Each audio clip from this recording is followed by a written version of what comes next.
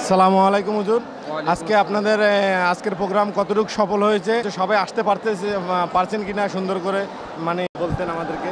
আসসালামু আলাইকুম রহমতুল্লাহ।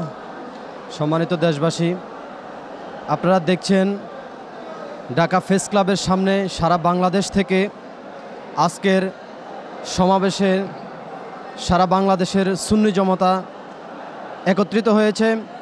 আমাদেরকে যেই জায়গাগুলো দিয়েছে সেগুলো প্রশাসন আমাদেরকে নিষেধ করেছে। শেষ পর্যন্ত আমাদেরকে জায়গা দিয়েছে প্রেস ক্লাবের সামনে। এই মুহূর্তে আপনারা সারা বাংলাদেশ থেকে আমাদের এই আহলে সুন্নাত ওয়াল জামাতের এই প্রোগ্রামে সমস্ত সারা বিশ্বের মানুষ দেখতেছে, এখানে আসতেছে। আমরা শতভাগ সফল হয়েছি। আপনারা সবাই দোয়া করবেন আল্লাহ তাআলা যেন সহি সালামতে আজকের এই প্রোগ্রাম সাফল্যমণ্ডিত করার জন্য সকলকে উদাত্ত আহ্বান জানাচ্ছি। আসসালামু আলাইকুম।